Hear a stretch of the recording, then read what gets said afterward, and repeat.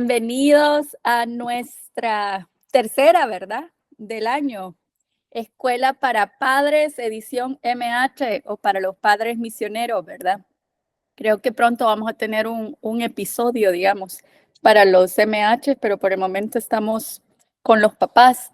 Estoy súper contenta y le damos la bienvenida a Pastor Eduardo Cárcamo. Ya le vamos a hacer un par de preguntas, pero es de los primeros misioneros de nuestro departamento de misiones y estará compartiendo el tema lo que implica decir sí a las misiones. Recuerden que nuestro lema este año es yo digo sí, ¿verdad? Y estamos abordando diferentes temas y ángulos, digamos, del decir sí a las misiones. Así que bienvenido, Pastor Eduardo. Yo le quería preguntar, ¿cuántos años lleva ya en el campo misionero? Bueno, personalmente llevo 44 años Santo en Padre, misiones. Sí, más de lo que llevo viva, pastor. sí, muchos de ustedes podrían ser mis hijos. Sí, cabal. Sí. ¿Y cómo fue ese llamado a las misiones hace Bueno, 44 años? yo recibí el llamado cuando era un niño, no ya mayor, sino niño, más o menos tipo 8 años de edad. Ahí comencé a recibir un llamado y para mí era un poco preocupante porque en esos años no se hablaba de misiones casi nada, excepto que nuestro pastor fue Juan Bueno y él siempre llevó misioneros a predicar a nuestra iglesia, ¿verdad?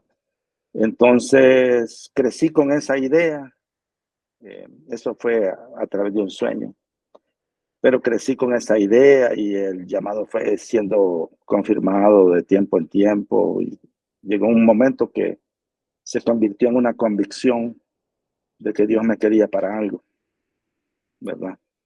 Entonces así fue, ¿verdad? Cuando en el 1980 conocimos una escuela misionera en Guatemala. Eh, Estos hermanos de misiones visitaron el centro evangelístico y ahí dejaron fichas para que uno se inscriba y me inscribí, varios nos inscribimos, ¿no? Y ellos nos mandaban sus cartas de oración, sus informes misioneros y yo me los comía todos, los leía toditos. Algunos los repasaba y cada vez que leía, no sé, ardía mi pecho de emoción y decía yo, un día, si Dios quiere, ¿verdad? Entonces, algunos jóvenes desaparecieron de la iglesia y aparecían a los tiempos, 1 mes, 2 meses, 3 meses. Dentro de esos jóvenes, Martita. Y un día le digo a ella Y que le echó el ojo. ya le había echado el ojo mucho antes, sino que alguien me estaba cayendo encima, ¿no? Oh, Y, y solo éramos amigos, pero me causó curiosidad que ella y otros amigos de la iglesia, especialmente mujeres, se desaparecieron. Y le digo que por qué no han venido jóvenes a la iglesia. Y me dice que estoy en una escuela misionera. Y entonces le dije yo, ¿en serio? Y me recordó, ¿te acuerdas los que vinieron? Pues ahora fui a su escuela y estoy estudiando con ellos. Y le digo, yo quiero ir a conocer. Entonces hice un negocio en la fábrica donde trabajaba para que me den unos días y me fui a Guatemala a conocer. Cuando regresé, tomé la decisión de dejar todo e irme ya definitivamente con él. Y wow. así comenzó este llamado, ¿no? Entonces, como soltero fui, tenía 22 años de edad. Después del primer mes que estuvimos estudiando, nos encargaron una obra, una aldea del Departamento de Progreso, a cada estudiante. Entonces, fue mi primera experiencia en Guatemala. Y yo tuve a cargo una aldea que se llama Pasasagua, que por cierto no pasaba nada de agua. Y ahí comenzamos a tener experiencia misionera, no tan transcultural porque Guatemala y nosotros hay muchas cosas que tenemos en común, pero sí para mí fue una experiencia inolvidable, loca, porque yo no entiendo cómo esta gente me confiaron una obra. Yo no sabía nada, casi nada de teología, de homilética, de hermenéutica, no sabía casi nada. Y me confían. Pero ahí descubrí que había un don en mí.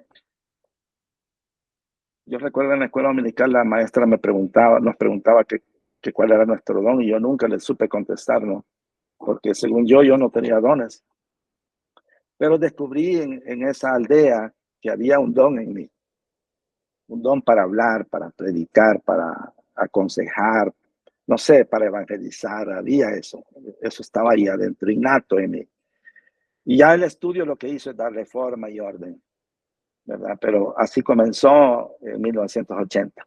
Qué lindo. Y ahí entonces la hermana Martita lo conquistó a usted con la escuela misionera. Sí, yo fui muy difícil para que me conquisten, en realidad. Bueno, y No, después, no fue así. ¿cuántos hijos tiene, pastor? 4: Alicia, 4. Samuel, Rebeca y Sara. ¿Y nietos? 3 de Alicia, Jocelyn, Josué y Jonathan, y uno de Samuel se llama Gabriel, 4. alias Bebeto. Mire qué bendición, ya entonces es la 4. tercera generación, ¿verdad? Sí. Bueno, pastor, y ha sido misionero en Belice, ¿verdad? Sí, en Guatemala comenzamos. Después de ahí, la primera experiencia fue acá en Ecuador, en 1988, y después fue en Belice, y aquí otra vez en Ecuador. Y regresaron a Ecuador. Bueno, pastor, oficialmente bienvenido, y ya lo dejo que comparta el tema de esta tarde. Gracias por tomarse este tiempo para compartir con nosotros. Ok. Bueno, Dios les bendiga a todos, compañeros de milicia. Les amo mucho, aunque no les conozca a todos, ¿no? Pero en el transcurso de servir a Dios, he llegado a valorar tanto a los misioneros, así enormemente. Y para mí, pues, hay como ese corazoncito. Para mí, aunque algunos, no sé cómo les va a ustedes en la promoción, pero algunos nos menospreciaban a nosotros cuando íbamos a hacer promoción, ¿no? Eh, Algo así como que si el pastorado fuera más alto que el ser misionero, pero no es así. Realmente lo que nosotros hacemos es un trabajo completo, ¿verdad? Eh, Les cuento que cuando Dios me llamó y cuando yo le dije sí a Dios, porque en el sí vamos a hablar hoy, ¿no es cierto? Lo que implica decir sí al llamado misionero. Cuando yo le dije sí a Dios, yo tenía en mi mente que yo era un misionero para cualquier campo. Estaba dispuesto a ir donde Dios quiera, y a una selva, no importa si me metían en una olla y me cocinaban, iba a estar realizado yo ahí. Eh, pero yo pensé que yo era un misionero tipo evangelista. Y le dije a Dios, yo voy a aceptar el llamado, pero por favor no me metas en ser pastor ni maestro. Eso no es conmigo. Tú sabes que no tengo ese don. Yo le dije a Dios. Pero resulta que la primera vez que pastoreé junto con Martita, eh, el pastor yo servía a un pastor, yo era servidor de un pastor. Y este pastor entró en una crisis, y el supervisor de nosotros me dijo que tomara la iglesia. Y yo le dije que no, porque yo no soy pastor, soy misionero. Y bueno, la cosa es que en el proceso me convencieron para que la tome. Y yo le dije, bueno, voy a tomarla 6 meses, y después de 6 meses tú buscas un pastor, un verdadero pastor, porque si yo no soy pastor le voy a hacer un daño a la iglesia, ¿no? Pues resulta que esos 6 meses se hicieron 6 años, ¿verdad? Y fue algo interesante, ¿no? En el proceso entendí que Dios quiere que yo sea un misionero y que yo sea pastor a la vez, ¿verdad? Bueno, con la enseñanza, cuando íbamos para Belice, Moisés estaba a cargo del Instituto Bíblico que estaba en la UCAD. No sé si se acuerdan ustedes que en la UCAD funcionó un tiempo el Instituto Bíblico. Y me dice, Eduardo, ya antes que te vayas quiero que me ayudes a enseñar. Y fue mi primera materia. Yo no había sido maestro hasta esos días y enseñé ética cristiana. Interesante, con temor y temblor lo hice, ¿verdad? Preocupado porque decía yo, creo que mis alumnos van a saber más que yo de esto que yo mismo, ¿no? Pero fue interesante. Y luego, abreviando el asunto, fuimos a misiones en Belice y los 6 años que estuve en Belice fui maestro full time, a tiempo completo.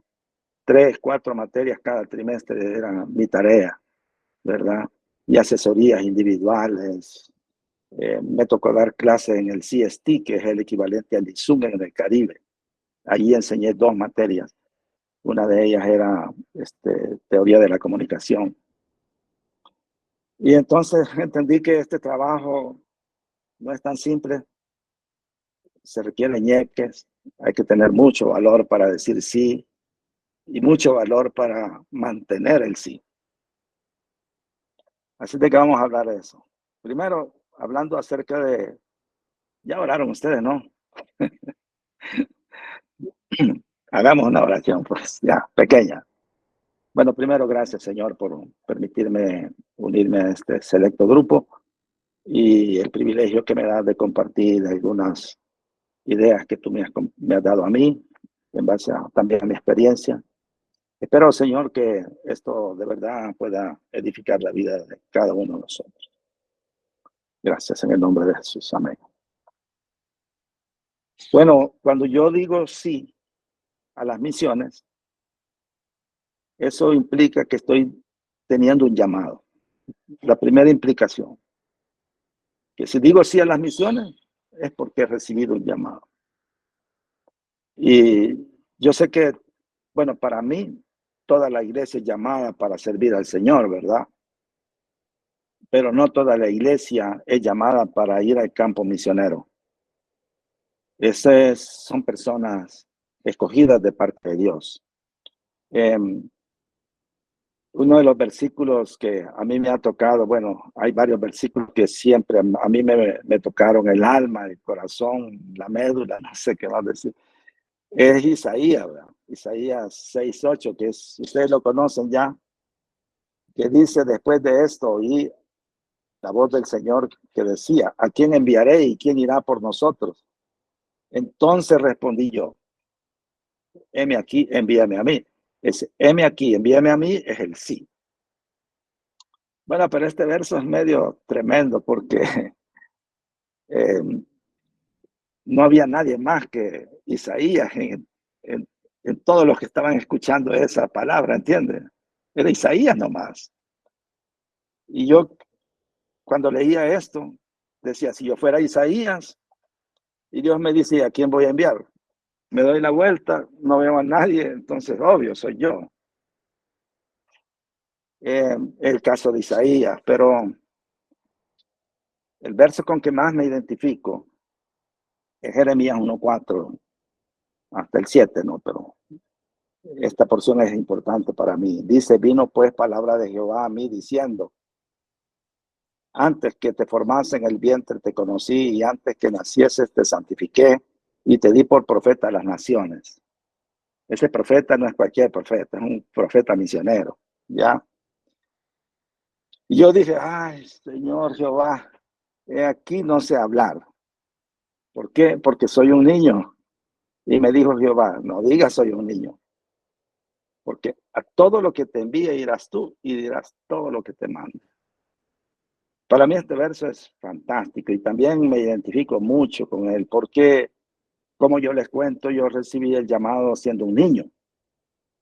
Y yo acepté el llamado cuando terminé el bachillerato y ya estudiando en la universidad.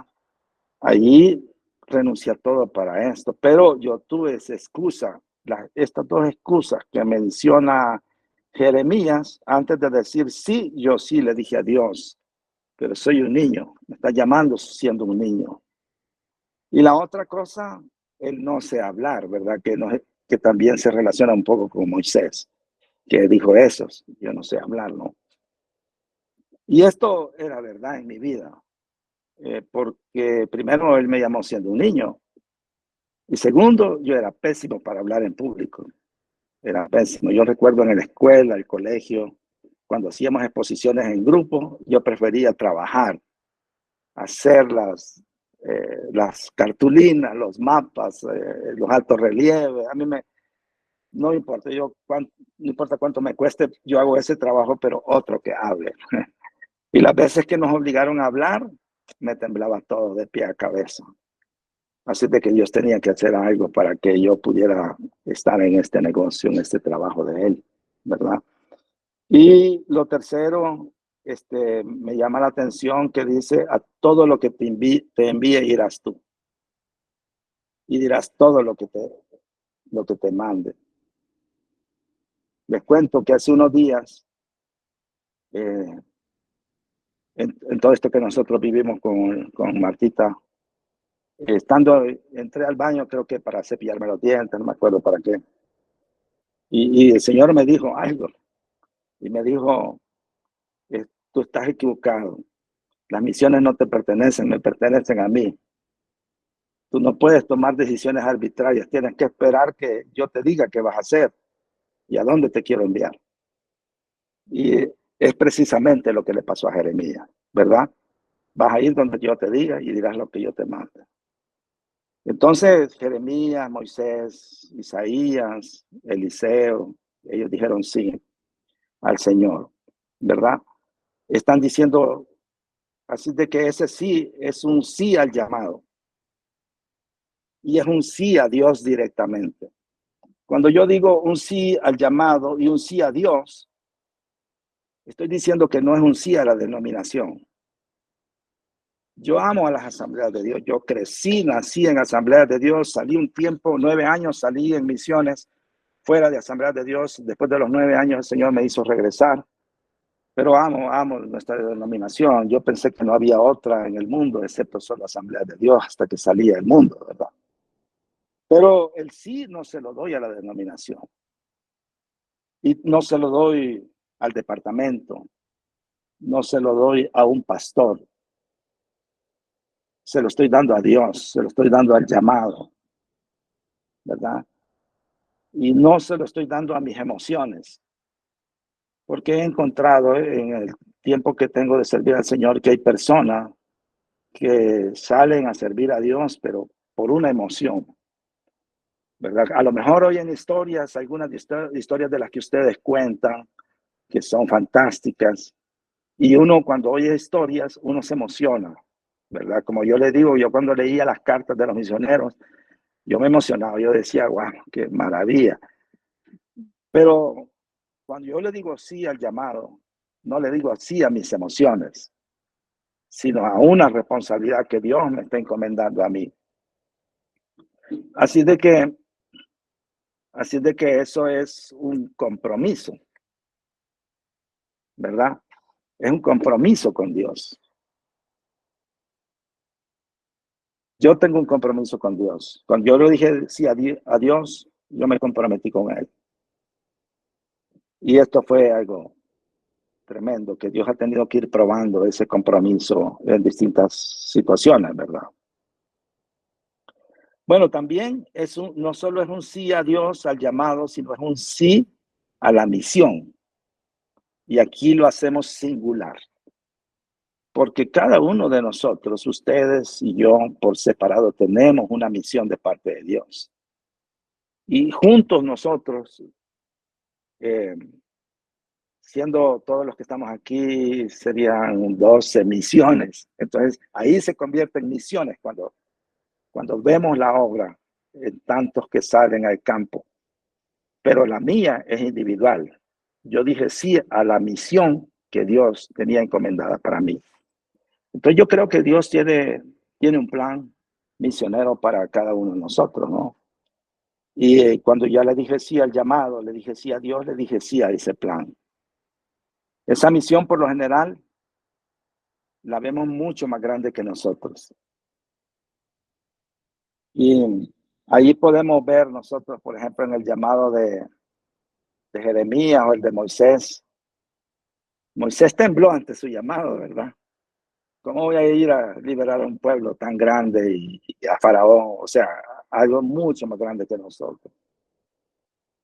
Así de que ese llamado, como lo vemos mucho más grande, nos puede hacer dudar. No sé cómo les ha ido a ustedes, pero sí he pasado por momentos donde he dudado. ¿Es de Dios? ¿No es de Dios? ¿Realmente fui yo la persona indicada? Sí, me ha pasado eso, ¿verdad? Entonces nos hace dudar. Por ejemplo, Moisés dijo, yo no sé hablar. ¿Y quién soy yo para que me mandes a mí? Jeremías dijo, soy un niño y no puedo hablar. Cuando Dios llamó a Gedeón, estaba escondiendo el trigo, ¿verdad? De los madianitas. Y si yo soy el varón esforzado y valiente, ¿por qué estoy escondiendo el trigo? ¿Cómo yo voy a ir a liberar al pueblo? Entonces sí nos hace dudar, pero también nos hace pedir una confirmación. Yo sí le pedí a Dios confirmaciones y cada vez que hemos salido, cada vez que cambio de rumbo o algo pasa, he tenido que pedirle una confirmación a Dios. ¿Estás de acuerdo en esto? ¿Realmente es ahí donde quieres que yo vaya? Y Dios siempre ha sido fiel en confirmar, ¿verdad? Les cuento, la primera vez que venimos a Ecuador, había un misionero norteamericano aquí en Ecuador, en la selva amazónica, que todavía vive y está aquí en Cuenca. Y él pidió una pareja misionera. Y fuimos nosotros los que nos apuntamos para eso. Pero antes de eso, le pedí a Dios, ¿es este lugar que quieres que vayamos? Yo te pido que me lo confirmes. Y Dios lo confirmó, pero no una vez, varias veces.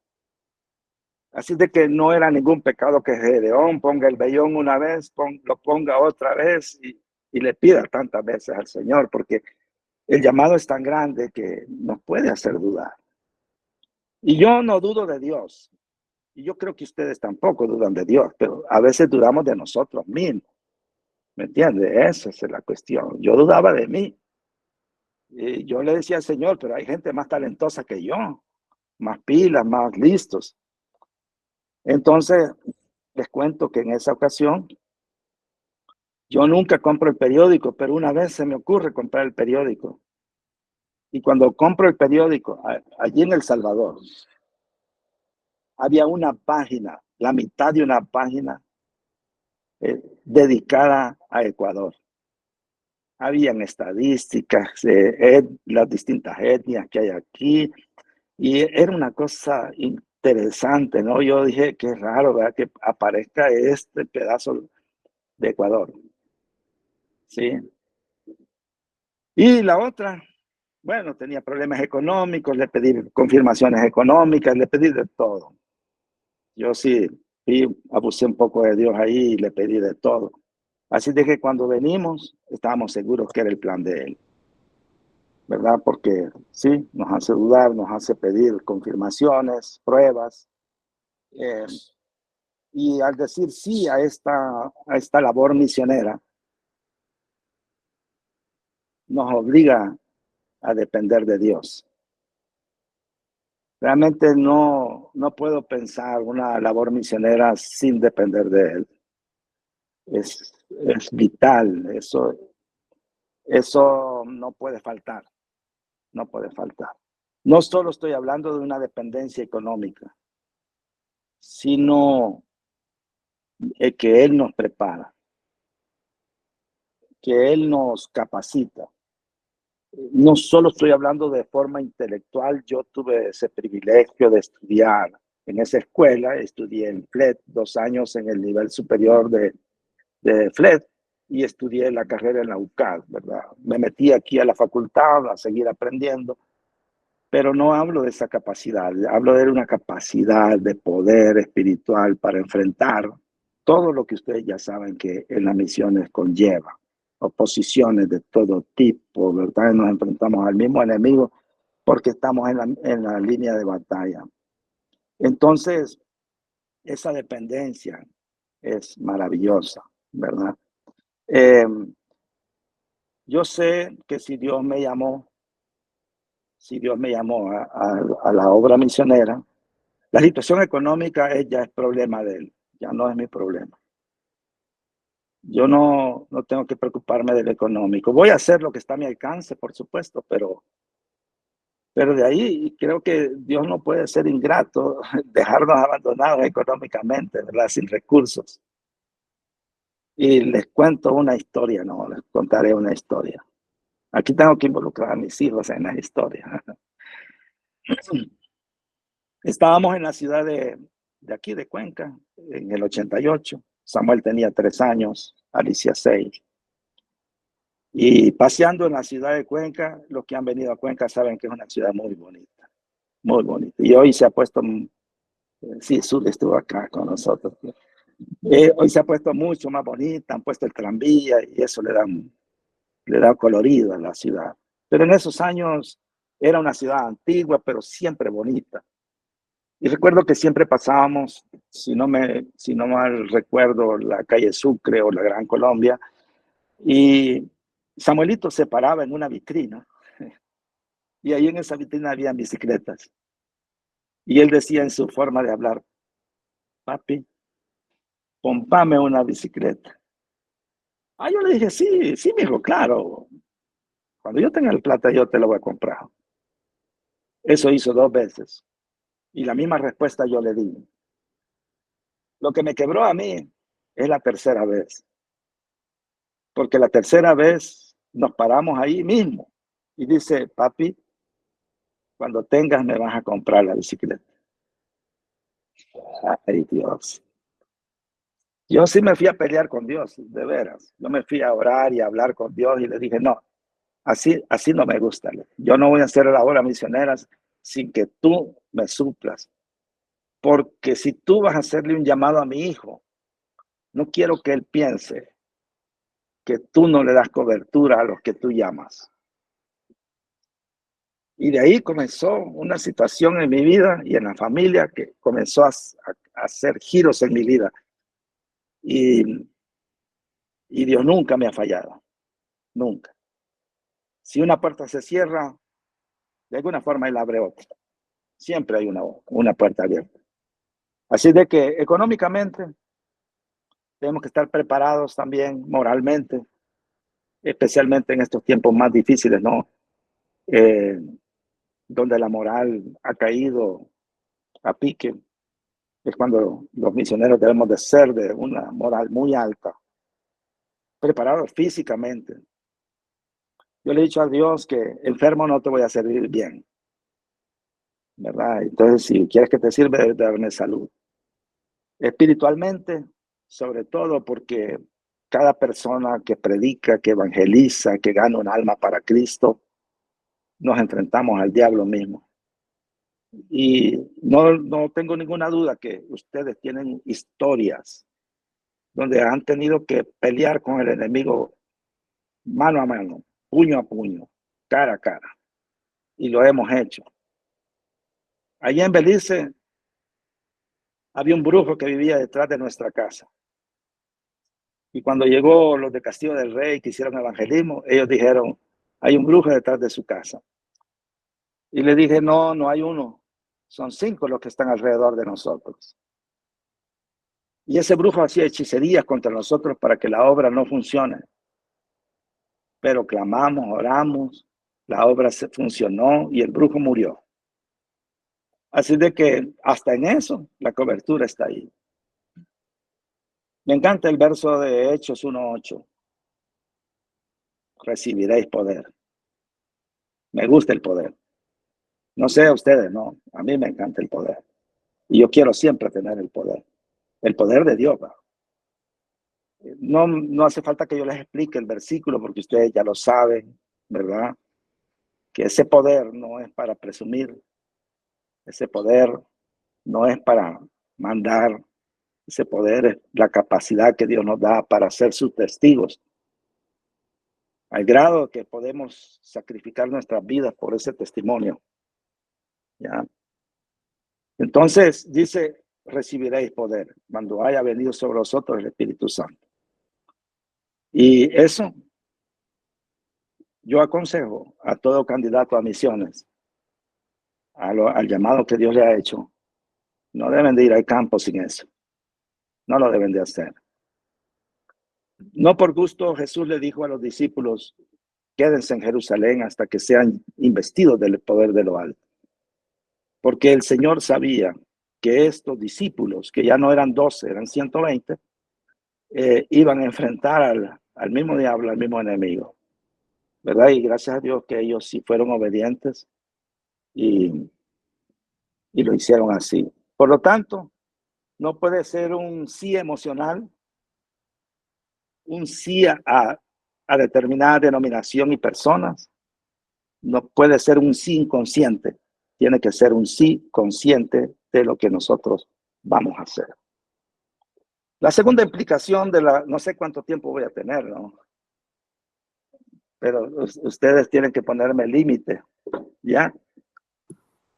Normalmente tenemos 1 hora y dejamos tiempo para preguntas, pastor. Ok. Bueno, trataré de no estar en la hora para que tengamos tiempo de conversar.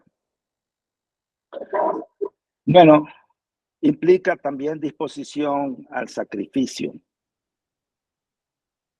Yo recuerdo que fui al primer Congreso Mundial de Misiones de Asambleas de Dios, que fue en Guatemala. Creo que fue en el Futuro, no me acuerdo en qué hotel fue. Y hubo un misionero que dijo, le preguntaron, ¿qué necesito para ser misionero? Y él dio dice, haber nacido de nuevo, porque no vas a ir a salvar a personas si tú no eres salvo. Asegurarte que estás lleno del poder de Dios y que Dios va a respaldar todo lo que vas a hacer en el campo. Y tercero, dijo él, estar dispuesto al sacrificio. Y realmente a veces creo que no estamos conscientes de que misiones de verdad nos exige sacrificio a nosotros, ¿verdad? Porque nos enfrentamos a un cambio de vida. Cuando yo le dije sí a las misiones, era un cambio radical en mi vida, total. Yo dejé mi trabajo, dejé la universidad, dejé mi familia, dejé la iglesia y dejé el país para irme en obediencia a las misiones que Dios quería que hiciera. Entonces estoy sacrificando todo eso. Y ya veo yo cómo añoramos los frijolitos de seda, ¿verdad? En el campo. Eso es un sacrificio también. Ajá, las pupusas, que aquí no hay quesillo, ni loroco, tanta cosa, ¿no? Pero bueno, esas son las cosas pequeñas que sacrificamos, pero hay mucho más que se sacrifica al decir sí, ¿verdad? Porque ese sí nos hace un cambio de vida, les dije, y nos saca de nuestro confort, de nuestra comodidad, nos saca de la comodidad. Nos demanda negación de sí mismo. Hace poco yo le decía a un pastor, le dije, es que tú ya no vives para ti, tú vives para la congregación. Tú no puedes pensar en ti sin que afecte la congregación. Tu forma de vestir, tu forma de hablar, las cosas que acostumbras a hacer, la congregación tiene los ojos puestos en ti, entonces tienes que pensar en ellos, ¿verdad? Y lo mismo pasa a un misionero ya no vive para sí, vive para las almas que va a salvar y el proyecto que Dios le ha dado. Por eso digo yo que nos manda negación de nosotros mismos, ¿no? A veces yo quisiera estar en una playa salvadoreña, ¿verdad? Nadando en los tumbos, que me revuelque el mar y me llene todo de arena los oídos, pero no se puede, ¿me entiendes? Hay cosas que tengo que negarme y decir, no es el momento. Yo creo que para todo hay tiempo. En pocos días yo voy a ir a El Salvador y espero en Dios ir a la playa, ¿no? Ese será el tiempo para la playa. Así es de que implica disposición para enfrentar incomodidades en el campo. Yo no creo, hermanos, de que es una obligación que vayas a dormir, ¿verdad? Debajo de un árbol y que te piquen las hormigas. No es una obligación. O sea, si ustedes pueden hacer las misiones lo más cómodo físicamente posible, háganlo. pero cuando se presente la necesidad de sacrificarte, tienes que estar dispuesto. Hay que estar dispuesto. La primera vez que estuvimos en Ecuador, yo hacía viajes a la selva amazónica. Yo levantábamos una iglesia en un pueblito aquí cerca, pero semana a semana íbamos a la selva amazónica por el área de Morona, Santiago. En Sucúa, creo que Zuli sí conoce, por lo menos, no sé si ha ido o conoce el nombre de Sucúa ya. Sí, bueno, en Sucúa, frente donde hay hoy una iglesia de Asamblea de Dios, estaba la pista de aterrizaje y ahí llegaba Alas del Socorro. Atrás de la pista estaba un campamento de Alianza, Alianza Evangélica. Y ahí tomábamos la avioneta para ir y entrar a la selva. Cuando yo entré por primera vez a la selva y me comió la arenilla. Y el que no sabe eso realmente debería experimentarlo. La arenilla es un insecto, un mosquito pequeñito, como el grano de como el tamaño de un grano de arena, por eso le llaman arenilla. Y en todo donde no tengas ropa, te va a picar. Y es una picazón, una comezón bien desesperante, pero bien desesperante. Y bueno, nosotros nos rascábamos, va, así, porque yo no, en el calor usted sabe cómo va a andar con manga larga. Sí, no entiendo yo cómo algunos pastores en El Salvador usan traje en ese calor tan terrible. Pero bueno, la cosa es de que la arenilla, recuerdo que la primera noche que pasé, dormí en el piso de madera de una casa de un indígena. Y a la medianoche me dieron ganas de ir al baño. Y le digo, me levanto y dice, ¿qué necesita? Quiero ir al baño. Todo oscuro porque no hay luz eléctrica, todo oscurísimo. Y entonces me dijo, pues vaya, pero no me dijeron dónde. Y entiendo que tenía que ir al monte a hacer. Y es complicado, ¿no? Porque ellos hacían todo en el río. Y yo no podía ir hasta el río y tampoco ir al monte. Ustedes saben que la selva presenta todo tipo de animales. En realidad, así como yo miraba las películas de Tarzán, sí hay esas cosas. Y habían culebras. Aquí en Ecuador hay una culebra que cuando le pica tiene 40 minutos para que le rescaten, si no, adiós. Y yo sí, realmente no sé cómo hice para aguantarme hasta la mañana. Porque yo no iba a salir en lo oscuro a exponerme que me pique un alacrán, una tarántula o una serpiente. O sea, no me voy a exponer y comprometer el plan de misiones que llevábamos. Pero son incomodidades. Y se dan, no es que yo las busque, sino se dan. Entonces es ahí donde yo digo que tenemos que tener disposición cuando se requiera al sacrificio, ¿verdad? En tercer lugar, implica afectar a toda la familia. Cuando yo digo sí a las misiones, no solo soy yo, es la familia.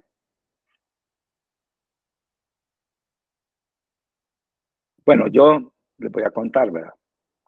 Yo dije sí a las misiones cuando yo era soltero.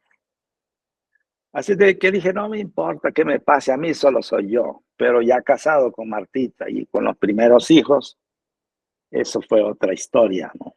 Ya no se puede cantar la misma música, ¿no? Primero, implica afectar a nuestros padres.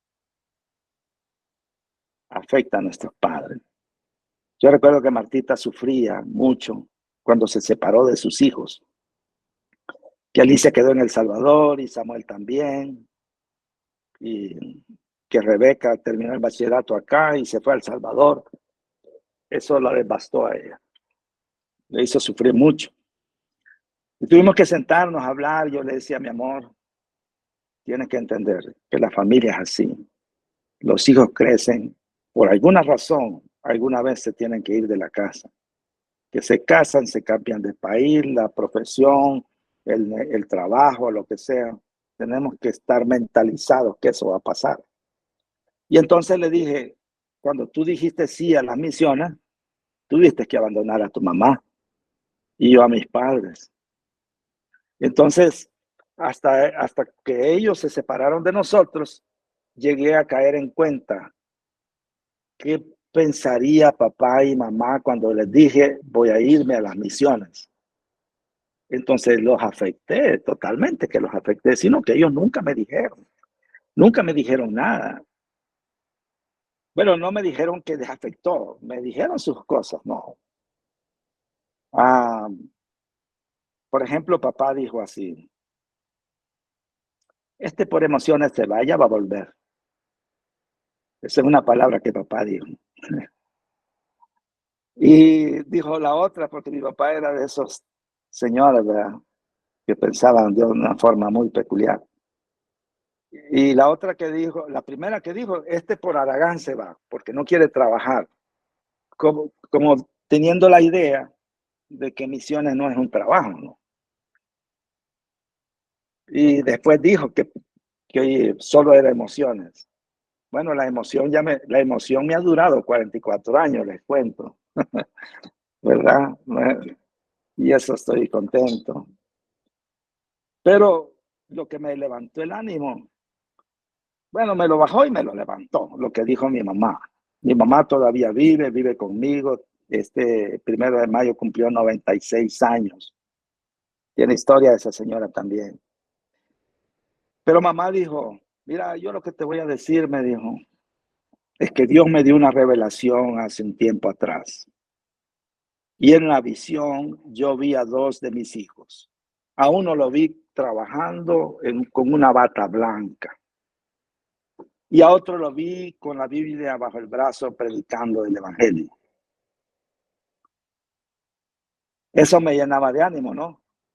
Pero lo que me dijo después sí me preocupó un poco. Porque ella dijo, yo tenía más la esperanza que tu hermano se convierta a Cristo, a que tú fueras el predicador. Pero al menos Dios ya tenía planificado que uno de nosotros iba a ser un misionero. De ahí que Jeremías 1:4 vuelve a cobrar importancia dentro de mí, porque dice, antes que te formase en el vientre te conocí y te di por profeta a las naciones. Dios ya tenía en su mente que yo iba a ser misionero, se lo reveló a mamá. Ella no sabía quién de sus hijos, porque mamá tuvo 2 varones, mi hermano Orlando y yo. Y mi hermana. Lo de la bata blanca se le cumplió. Mi hermana trabajaba en un laboratorio clínico con una bata blanca. Listo, se cumplió. Pero lo complicado fue lo otro, ¿no? Que no tenía esperanza de que yo fuera esa persona. Entonces afectamos a nuestros padres. Uno no sabe en qué condición quedan tristes, alegres. Hace poco la hermana Lidia tuvo una experiencia bastante dura con sus padres. Hace 5 años mi papá falleció estando yo aquí en el campo misionero. Por cierto, aquí donde vive Alicia, es cuando vivía yo aquí, y aquí recibí la noticia de que papá había muerto. Me llamó mi sobrina, que nunca me llama, y tuvimos que hacer un viaje de emergencia para ir a sepultarlo. Entonces, todo eso afecta. También afecta a nuestro cónyuge. Bueno, hay 2 situaciones en cuanto al cónyuge, 2 casos de matrimoniales, ¿no? Uno, cuando ambos reciben un llamado misionero, que para mí es lo ideal. Martita recibió un llamado misionero separado de mí cuando era soltera, y estando en la misma ruta es que nos casamos. Así de que cuando nos casamos tenemos la misma mentalidad, el mismo llamado, solo teníamos que unir ideas y vamos bien. Entonces, cuando eso es así, es chévere, no. Los 2 andan juntos y se ponen de acuerdo y todo funciona. Pero cuando no es así, cuando Dios llama a uno y al otro no le ha hecho un llamado, eso en realidad es más complicado, ¿verdad? Es más complicado porque ¿cómo pueden andar 2 juntos si no estuvieran de acuerdo? Dice Eclesiastés, ¿no? En ese caso, yo aconsejo, ¿verdad? Que si Dios le llama a uno y al otro no, que no salga al campo hasta que la otra persona reciba la convicción de salir.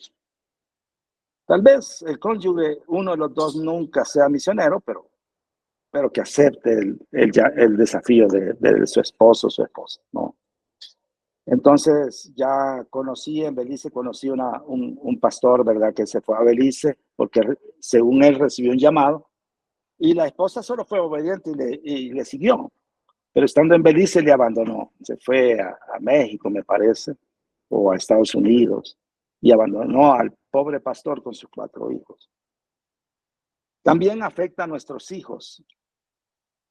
A nuestros hijos les afecta los estudios, ¿verdad?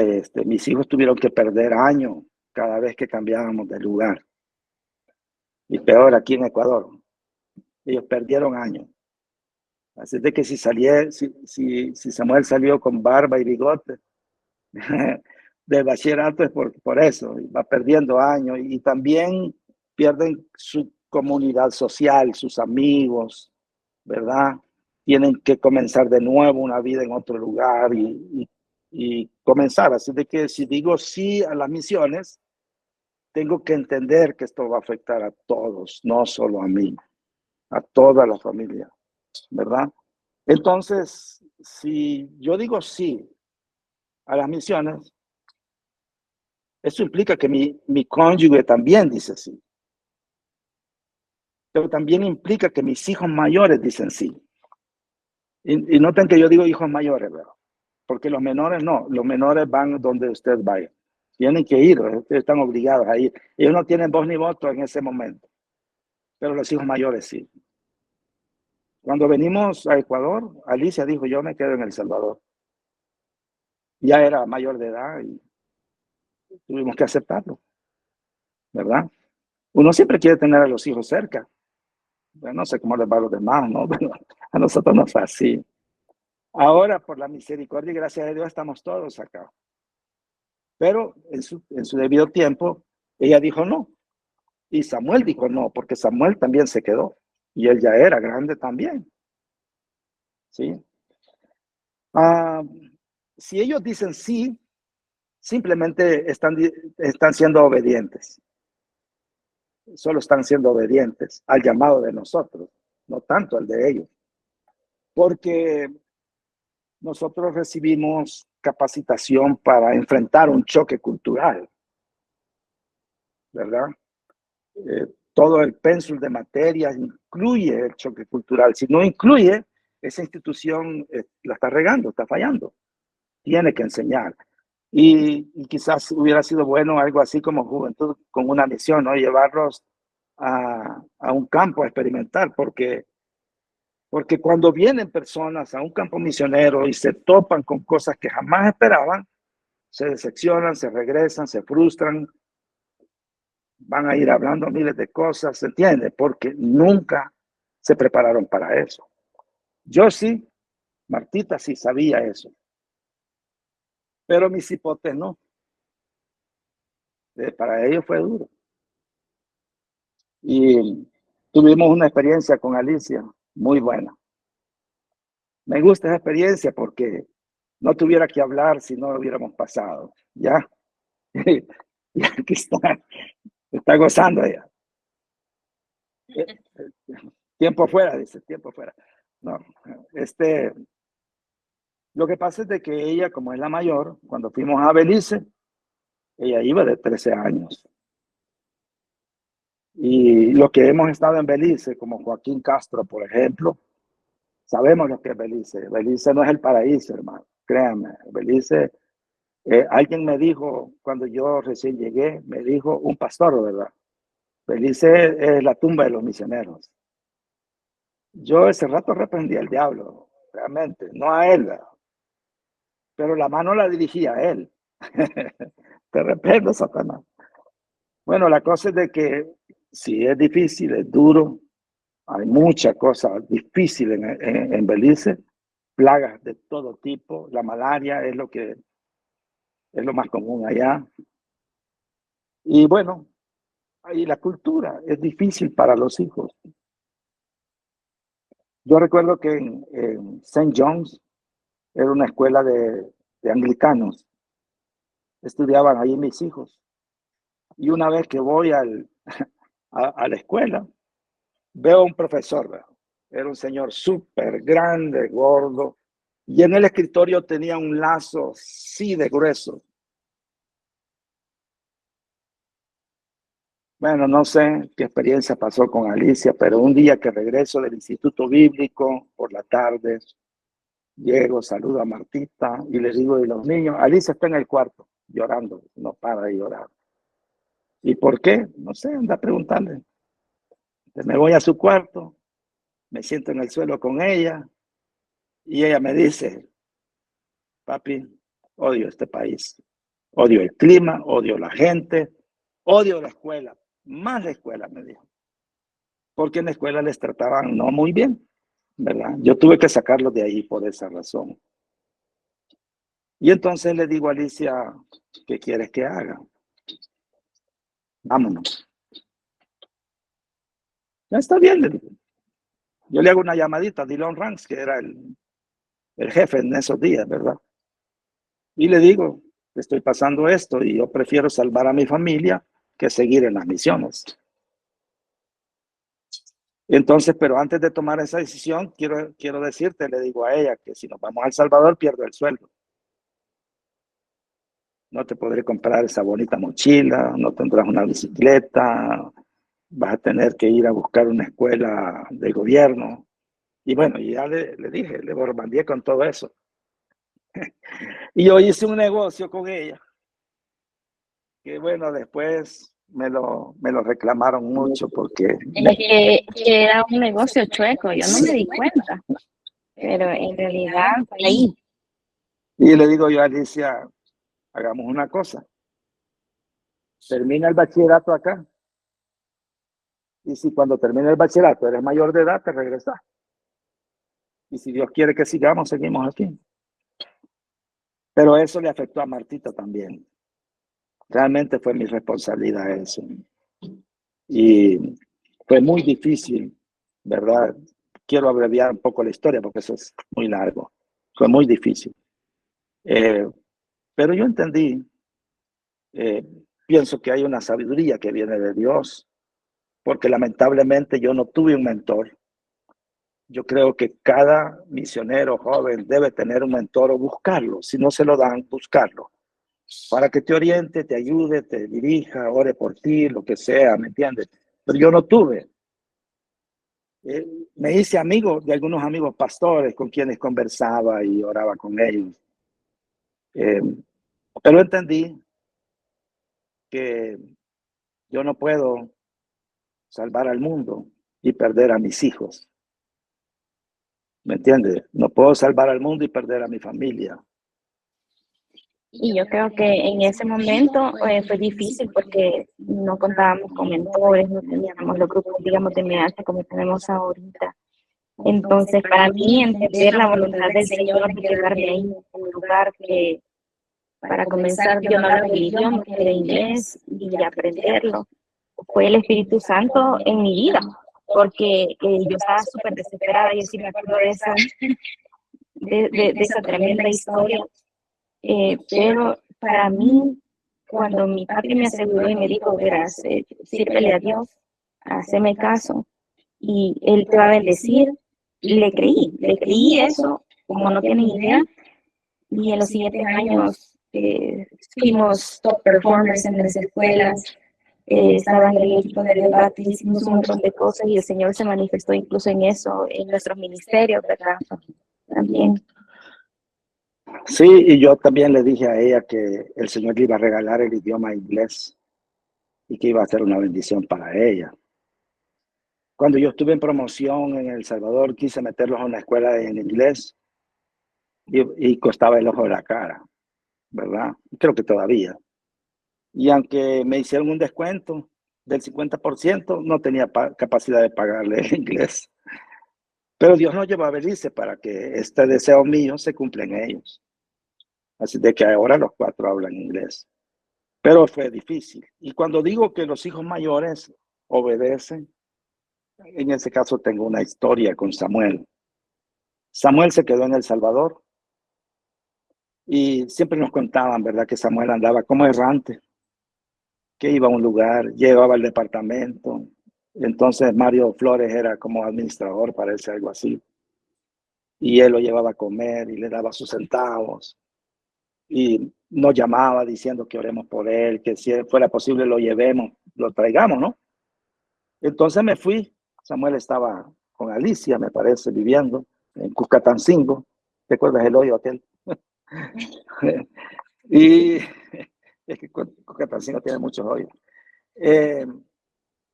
Y lo llevé a un parquecito que estaba por ahí. Como sé que le gusta la Coca-Cola, le compré una Coca-Cola en lata y nos sentamos a conversar. Y le digo yo, mira, hijo, a mí me gustaría llevarte para Ecuador.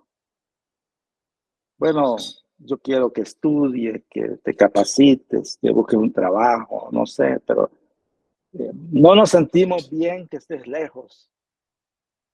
Bueno, después de hablar un montón de cosas, él me dijo un montón de cosas también. A la final dijo esto que yo valoro enormemente. Hasta el día de hoy, cuando oro por él, oro con esta palabra.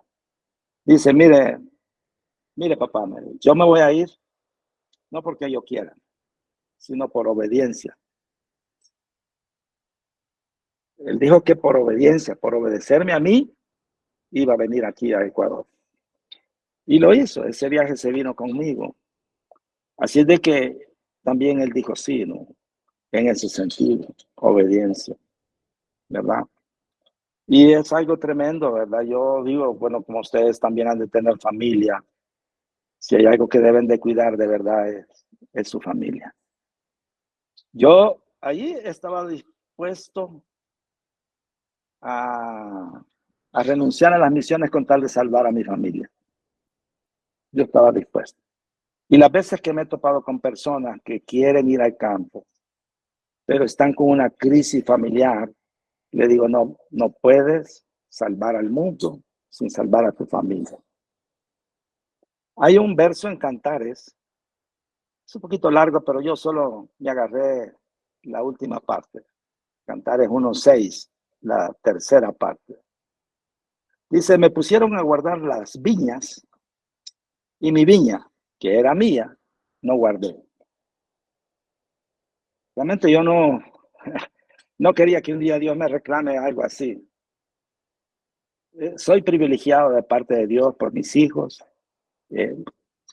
Bueno, siempre me viven desafiando por acá que quién de ellos es mi preferido. Y le digo que eso es como echarle leña al fuego, ¿no? No, El yerno es. yo los quiero, bueno, sí, tengo el yerno preferido, eso sí, y la nuera preferida, ¿no? Eso sí, pero los hijos los quiero a los 4. Creo que por la misericordia de Dios somos privilegiados. Martita y yo fuimos privilegiados de tener estos 4 hijos. Todos le sirven al Señor, todos. Nunca les obligamos a decir sí a algo que nosotros dijimos sí.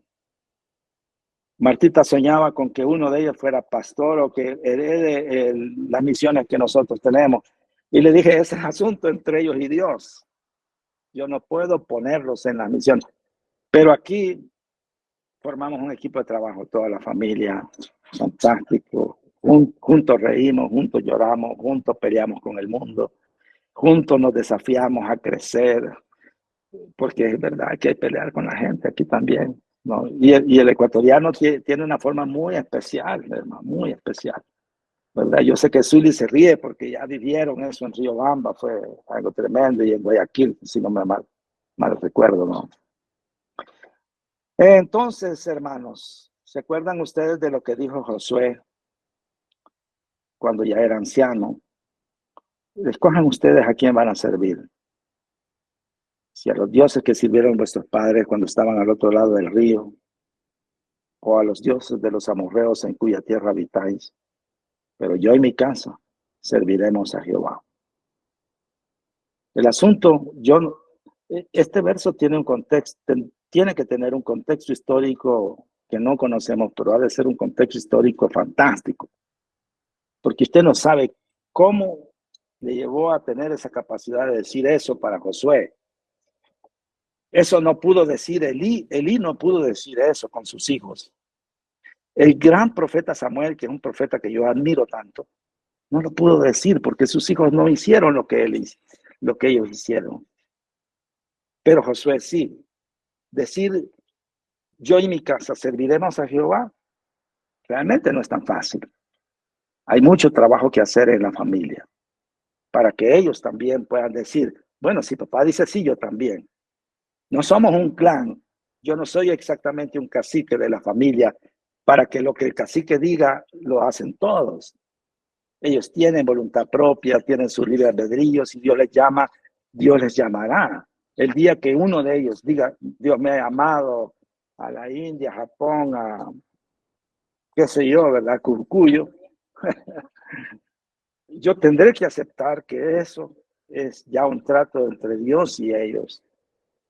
Pero siento una satisfacción tan grande de verlos trabajar para Dios y servir aquí en este campo, que como le dije a un hermano hace poco, Ecuador todavía es un campo misionero. No es tan fácil Ecuador, es muy difícil. Tenemos que verlo, ¿no? Cuando alguien viene del Salvador, quiere comparar la iglesia, peor aquí en la sierra. No sé cómo le fue a Zuli allá en Riobamba, pero aquí en la sierra, oiga, así como es el clima de frío, también la gente.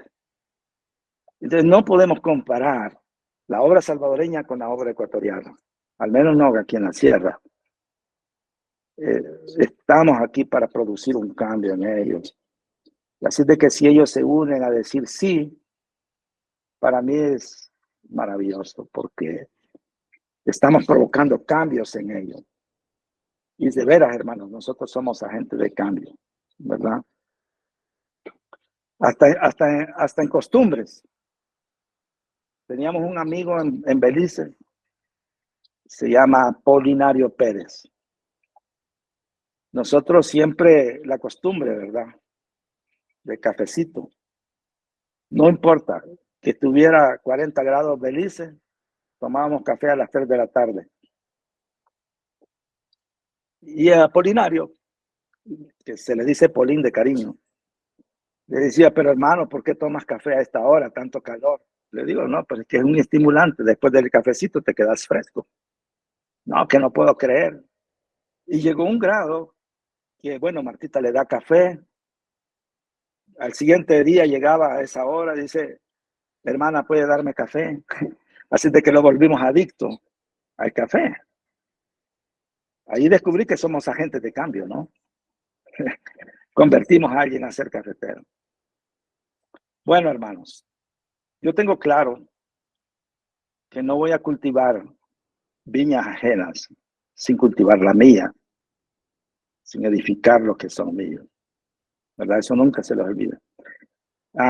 Dios puso una carga en mí. Cuando yo le dije sí al Señor, Dios puso una carga en mí, que yo tengo que evangelizar a mi familia, Y yo evangelicé a mi hermano mayor, que él andaba fuera del Señor. Evangelicé a mis primos y a mi tía, cuando ya estaba a punto de morir con un pulmón artificial en la sala de su casa, yo le fui a predicar. Que recibió a Cristo o no, es problema de ellos, pero es mi responsabilidad. Ese sí, gracias a Dios, Dios siempre ha estado con nosotros. Para yo quitarme el miedo de hablar, Dios tuvo que bautizarme con su Espíritu Santo. Yo creo en el bautismo del Espíritu Santo, porque de otra forma no hubiéramos podido lograrlo, ¿verdad? Bueno, dejo hasta aquí la plática. Pasamos el mando a la hermana Juanita. Muchas gracias, pastor. Gracias. La verdad es que se dice fácil todo lo que ha contado, pero son 44 años, ¿verdad? De experiencia y de lágrimas, de risas y de todo. No sé si los compañeros tienen preguntas. Yo más que pregunta, yo quisiera agradecerle al pastor es contar su experiencia. La verdad que ha sido enriquecedor y le creo, o sea, cuando nos dice todo lo que ha pasado. Bueno, él pasó lo más duro quizás, no había tanta enseñanza en cuanto a misiones.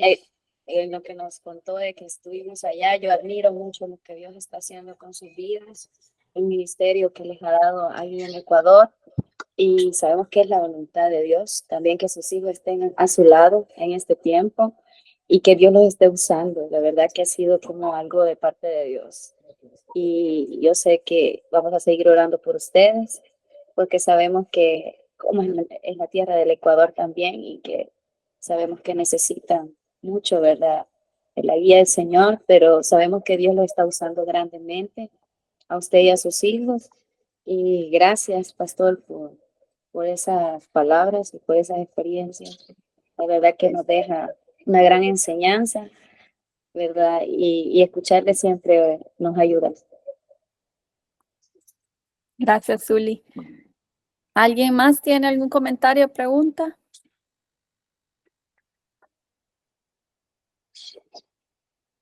¿No?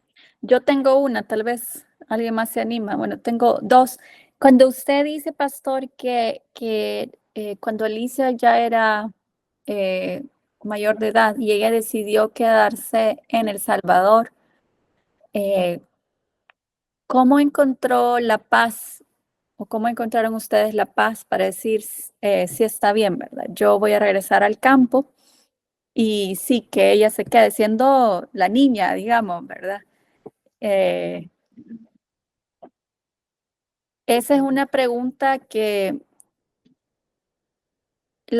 bueno, no la mayoría, pero hay varias familias ahorita que están en ese proceso de que los hijos están yendo a la universidad, otros están decidiendo regresar a El Salvador. Y es una decisión bien conflictiva, ¿verdad? Porque, como usted dice, dejarlos ir, pero al mismo tiempo ya es hora como que vuelen, ¿verdad? ¿Cómo llegaron a esa conclusión? O sea, los dos estaban de acuerdo, hermana Martita pataleaba, lloraba y usted la calmaba. ¿Cómo fue ahí? ¿Cómo encontraron paz? Bueno, realmente vamos a poner los pies en la tierra, ¿verdad? No fue fácil. Eso no fue fácil, especialmente para ella. Yo, como ya había metido la pata de decirle a la Alicia, cuando te gradúes te vas, entonces tenía que aceptar mi responsabilidad. Pero para mí lo más duro fue el corazón de ella. Eso para mí fue lo más duro, porque ella no me expresó qué sentía, cómo le estaba doliendo la separación, ¿verdad? Lo bueno es que cuando Alicia regresó de Belice, les cuento, el día que celebrábamos la graduación de ella, ese día ella se fue para El Salvador, ese día. Y eso fue un choque que le dolió tanto a Martita. Nos faltó un poco de comunicación ahí, ¿no? Y yo tuve que pedirle perdón y también consolarla y decirle que los hijos crecen y tienden a caminar. Allí es donde yo comencé a ministrarla, a decirle, nosotros también abandonamos a nuestros padres, porque siendo solteros los abandonamos, ¿verdad? Eh, Cuando ella salió de su casa y le dijo a su mamá, me voy a Guatemala a estudiar en una escuela misionera, la mamá se enojó tanto que le dijo, ya no quiero que vuelvas a poner un pie en esta casa. O sea, le dolió a mi suegra, le dolió en el alma que su hija se vaya. Pues entonces yo tuve que decirle eso, ¿verdad? Y no es que estábamos pagando las consecuencias o lo que sembramos, sino me parece que es un asunto natural, que los hijos crecen y agarran un rumbo como lo hicimos nosotros, ¿verdad? Lo único que yo me consolaba es que estén con el Señor siempre y que no vayan a meter la pata y hacer una locura, ¿me entiende? Que se metan a una droga o algo así. O sea, ese era mi consuelo, ¿no? Entonces yo tenía que orar con Martita y ministrarla y orar por mí también para que Dios me dé sabiduría con ellos y rogarle a Dios que lo sostenga. Cuando Lidia vino aquí a Ecuador, yo estuve preocupado mucho por Lidia y siempre estaba pensando en ella, viendo, y ella me llamaba y todo. Y yo le decía a Martita, es que yo veo a Lidia como que fuera una hija. ¿Cómo estará tu hija, Rebeca, después? Bueno, que Rebeca estuvo solita en El Salvador. Y entonces yo digo, si yo soy como un ángel para Lidia, Dios va a poner un ángel para mis hijos allá. Entonces, por esa razón, yo tenía que consolar a Martita y fortalecerla y orar. Y entender, ¿verdad? Que la vida es así. Hermanos, un día sus hijos van a crecer y van a tomar sus propias decisiones. Y ya no les podemos obligar a salir al campo misionero. Cuando ellos eran menores de edad. Ellos tenían que ir detrás de nosotros. Por obligación, yo lo voy a decir así, por obligación, ni siquiera por obediencia, porque a lo mejor no querían ir, pero ¿cómo podían quedarse en la calle? No, tienen que ir con nosotros, están obligados. Pero media vez son mayores. Nosotros siempre pedimos opiniones a los grandes que opinan esto, lo otro, y les dejamos tomar decisiones. Martita logró digerir eso, ¿verdad? Dios le dio el premio de que todos estén aquí antes que ella partiera a la presencia del Señor. Le dio ese privilegio de verlos juntos, porque eso es lo que ella quería, ¿verdad? Verlos juntos. Y gracias a Dios eso fue así. Gracias, pastor. Y ahora la pregunta del millón, ¿verdad? Yo creo que el temor como mamá, y me imagino como usted lo dice, no es que los papás no sienten el dolor, pero tienen que ser más fuertes para consolar a las esposas. Pero ¿qué pasa cuando los hijos se van? Y qué bueno cuando caminan con el Señor, ¿verdad? Cuando caminan con el Señor, pero ¿cómo guiar a los hijos? Esa ha sido la pregunta en las últimas escuelas para padres. O sea, ¿qué podemos hacer con los hijos, verdad? ¿Qué consejo puede dar usted cuando ellos ya vuelan y comienzan a tomar sus decisiones? Y me imagino que está la versión de Alicia, ¿verdad? Cuando ella se queda sola. No fue fácil y me imagino que tuvo que haber una lucha ahí en doblegar tu voluntad y decir, regreso a Ecuador con el campo de los papás, ¿verdad? Entonces, tal vez si los dos pudieran compartir eso, uno, cómo apoyar a los hijos, ¿verdad? Porque mientras están bajo nuestro techo, siguen nuestras reglas, ¿verdad? Pero ya cuando vuelan solos, ahí es la hora de ver qué camino van a caminar, ¿verdad? Y qué es lo que quiénes van a ser. Sí, bueno, antes que hable Alicia, para mí es cuando son hijos de dominio, es cuando se hace todo el trabajo. Porque ya media vez son grandes, adultos, piensan por sí mismos. Para mí es un poquito tarde ya. Entonces, cuando están bajo nuestro techo es cuando tenemos que guiarles, ¿verdad? Nosotros lidiamos con ellos, con sus costumbres, sus caprichos, sus rebeldías, pero tener un poco de paciencia con ellos porque, le digo la verdad, yo fui así. Y es una mentira decir que yo ahora soy un santo, yo nunca fui travieso. No, claro, yo me peleé con mis hermanos, fui rebelde con papá. Entonces tengo que tener paciencia con ellos. Y dos cosas importantes. Uno, instruirles en la palabra. Porque si hay algo que tiene verdadera autoridad es la palabra de Dios. Y segundo, luchar por ser un ejemplo para ellos. Ustedes saben que los niños hacen más lo que ven que lo que oyen. Sí, si papá le dice no mientas, pero le ven mentir, eso van a hacer, van a mentir. Y entonces ellos conocen nuestra integridad, nuestra consagración, ¿Me entiende? Nuestro respeto, ellos lo conocen. Y creo que aprendieron. Y encima de eso, la enseñanza bíblica. Y lo tercero, la oración. Cuando nosotros no podíamos ya, ¿saben qué hacíamos con Martita? Cuando ellos ya estaban bien fondeados, roncando, bueno, no roncaban, pero bien fondeaditos, íbamos a su cuarto, imponíamos las manos y orábamos. Y eso fue súper poderoso. Les ayudó a ellos, nos dio paz a nosotros. Y entonces ahora vemos los resultados, ¿no?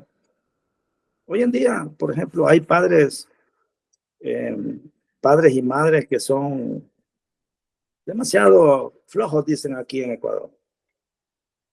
Yo lo veo yo a cada momento. Ven que sus hijos hacen algo malo, mejor se ríen. Yo encontré una joven mamá en el bus, cuando no tenía yo vehículo aquí, tenía que andar en bus, ¿verdad? Me subo al bus y veo que la niña, caprichosa que quiere estar de pie, quiere estar en el bus, ¿no? Y luego, caprichosa que quiere sentarse, y no hay otro asiento que el de la mamá se levanta y la sienta porque no quiere el berrinche. Luego, otra vez el capricho que quiere estar de pie. En ese rato que se pone de pie, hace un frenazo el busero y la niña se golpea. Vino la mamá, se enoja y le pega. Créeme que a mí me daban ganas de pegarle yo a ella. Porque uno de padre es el que guía, los hijos no guían. No tiene que ser así, no importa que llores. Si te pide algo que no es correcto dárselo, no hay que dárselo, no importa cuánto llore. Dos costos va a tener, llorar y calmarse, pues, ¿verdad? Entonces nos falta un poco de ser firmes. Yo aprendí que en ser padre hay dos cosas que tenemos que tener. Firmeza, pero también ternura. O sea, hay ratos que hay que abrazarlos, hay que comprenderlos, enjugarle las lágrimas, pero hay ratos que hay que ser firmes. Y eso hemos hecho con ellos. Y el día de hoy, pues yo disfruto. Yo no tengo dolor de cabeza con eso. Un día vino unos dos padres que tenían un solo hijo. Y dijo, pastor, no sé qué hacer con mi hijo. Ya no lo aguanto, que no sé qué. Y yo así, bueno, un poco, quizá fue un poco fuerte, pero le dije, yo no entiendo, le digo, cómo ustedes no pueden con uno y nosotros pudimos con 4. Y sí, pastor, y yo sí tuve que instruirle, después sentar al niño y decirle que honre a su padre, que lo respete para que Dios pueda bendecirlo. Entonces, para mí, la base está cuando son hijos de dominio. Si eso lo fundamentamos bien y tenemos fe, entonces yo y mi casa serviremos al Señor. Eso va a pasar. No sé si contesté su pregunta. Sí, yo creo que eso es poderoso. Uno de padre guía y no los hijos guían, ¿verdad? Que Dios nos ayude a... Me recuerdo aquella canción que decía, ¿verdad? Él quiere ser como yo. No, yo quiero ser como tú porque Él quiere ser como yo, ¿verdad? De Dani Berríos. Sí, que el Señor nos ayude porque está dura la tarea. Ali, para terminar, ¿cómo fue tú?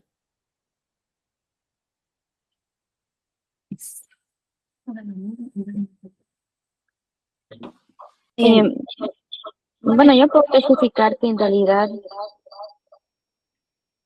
el Señor fue el que estuvo siempre con nosotros. Al principio éramos Samuel y yo, que nos habíamos revelado y nos fuimos a El Salvador y vivimos juntos. Eso también fue un choque cultural porque, o sea, creo que papi y mami siempre nos tenían en esta burbuja. Y cuando salimos al mundo, por decirlo así, o sea, que estábamos solos, yo no sabía que era pagar mi propio recibo, o sea, cuando hasta me conseguí un trabajo y tenía mi celular y llega mi primera factura del celular y yo lero, ya está llamando a Ecuador y todo, ¡pum!, $70, ¿verdad? Y todo eso, o sea, eh, creo que fui muy apapachada por mis papás a tal grado que yo nunca veía la necesidad de planificar en ese sentido y economizar, porque todo me lo proveyeron ellos, ¿verdad? Pero sí voy a ser honesta en el que no siempre nos fue bien solos. Y aún después, estando casadas, cuando teníamos nuestras crisis con Emerson, ¿verdad? De que estaba bien difícil la situación, era como que el Espíritu Santo le decía a mi papá y decía, hey, el lunes voy para El Salvador. Y yo, qué barbaridad, yo ni tan siquiera le he dicho nada. Y el Espíritu Santo ya le está hablando a mi papá, llega a El Salvador para ministrarnos y nos ministraba. Entonces, eso me ayudó bastante, que de verdad el Señor le hablaba a mi papá. No importa qué es lo que yo estuviéramos pasando y de dificultad incluso con mis hijos, él siempre pues tuvo la apertura de que nosotros podíamos llegar a hablarle, ser sinceros. Y de ahí pues el deseo de regresar a Ecuador fue un proceso para mí, porque acuérdense que como ha testificado él, o sea, yo salí herida en realidad de Belice y necesitaba yo encontrar mi propio camino. Y probando un poco sola, creo que me recuerda a la parábola del hijo pródigo, porque pensé que eso era lo que yo necesitaba. Em, Gracias a Dios me encontré nuevamente con el Señor, después de haber terminado la carrera de administración de empresas. El Espíritu Santo me habla y me dice, estudia teología. Estudio teología, las primeras materias comenzaba a llorar y decía, ¿qué es esto? ¿Qué es esto? Todo el mundo, el uno era pastor de acá y todos tenían ministerio, y yo, la hija del misionero. Y decía, yo necesito regresar y tener algo. Y se me abrieron las puertas de venir acá al Ecuador. Y en realidad, pues yo le doy gracias al Señor, porque no solamente fue algo que como familia lo aceptamos, mi esposo también, sino que pude pasar estos años con mami, ¿verdad? Que ella fuera abuelita y, y compartir con ella, limar asperezas. Recuerdo que tuvimos esa conversación cuando ella me dijo, yo me sentí mal cuando te fuiste porque no te despediste de mí. Y yo le dije, perdone mami, no, es cierto, no tuvimos una buena comunicación, nos pedimos disculpas, nuestra relación incluso mejoró. Y entonces al final, pues, nuestra vida ha sido completa en ese sentido, porque el Señor puso las piezas en orden y nosotros lo único que tuvimos que hacer es esperar y ser obedientes. Eso. Gracias, Ali. Ya me hiciste llorar. Bueno, gracias, pastor. Gracias por compañeros, por conectarse. Yo creo que pudiéramos seguir hablando toda la noche, ¿verdad? Pero quisiera terminar con esta frase que usted dijo también. Dijo que usted estuvo dispuesto a dejar el campo por el bienestar de su familia, ¿verdad? Y al parecer en cada ocasión no fue necesario, pero usted estaba dispuesto a dejarlo, pero no que su familia pagara el precio, ¿verdad? Y yo creo que ese es el tema de esta escuela para padres, de este taller o conversatorio, era el precio, ¿verdad? De decir que sí. Y en realidad el precio de decir que sí no es el costo de nuestro matrimonio o de nuestros hijos, ¿verdad? Hay otros precios que se pueden pagar, pero rescatando lo que usted ha dicho, no es el precio de nuestros hijos, ¿verdad? Y de nuestra esposa. Así que es un gran desafío, porque a veces no vemos los daños colaterales, ¿verdad? De decir que sí, pero definitivamente que el Señor nos ayude. Si no hay más preguntas o comentarios, vamos a orar. Zuli, estás levantando la mano ahí. Sí, solo quería que oremos con los pastores. Con el pastor Carcamali, que también está pastoreando con él. Créame, Ecuador no es tan fácil. Y la zona donde ellos están tienen unos grandes desafíos en todos los aspectos. Y yo sé que Dios está con ellos y ha puesto gracia en la vida de ellos como familia. Y nos sentimos súper bien. En el año pasado, perdón que yo, me retan escuchar su testimonio, lo que el pastor contaba, y decía que le decían cómo van a ser misioneros con 4 hijos, por lo económico, ¿verdad? Pero he visto cómo Dios les ha restaurado en la fe que nos inyectó el pastor, estar con ellos y sus atenciones. La verdad que les admiramos mucho y gracias por dar para el Señor. Los queremos mucho.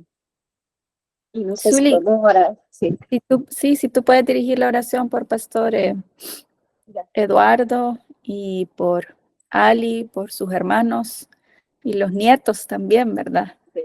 Ya la tercera generación, su familia me encanta, ya tres generaciones en el campo y hay que orar, Sí. ¿verdad?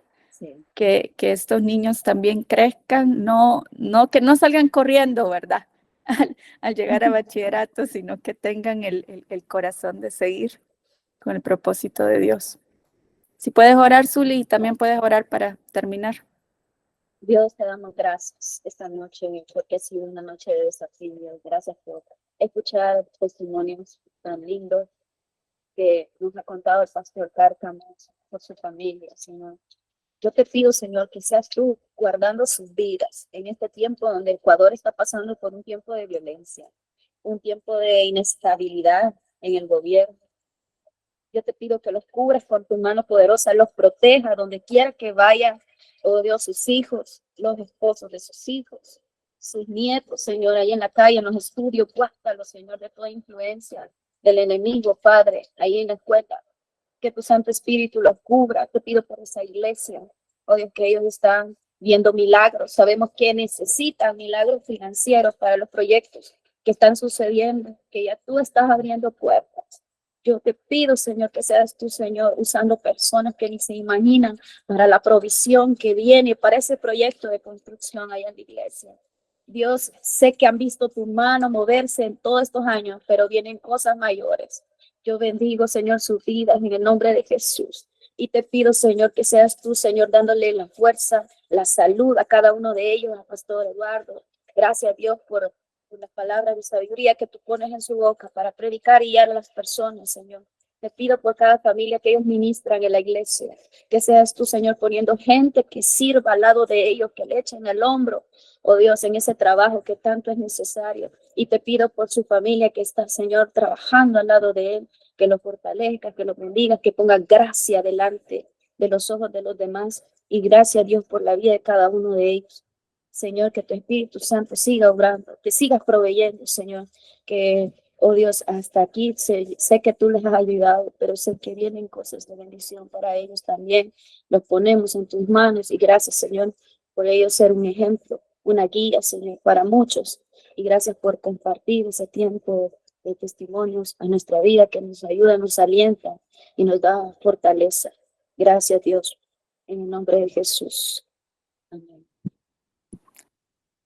Gracias, Pastor, por 44 años de servicio, ¿verdad? Y siguen abriendo la brecha y yo creo que poniendo una barra bien alta para todos nosotros que seguimos. Así que gracias, Ali,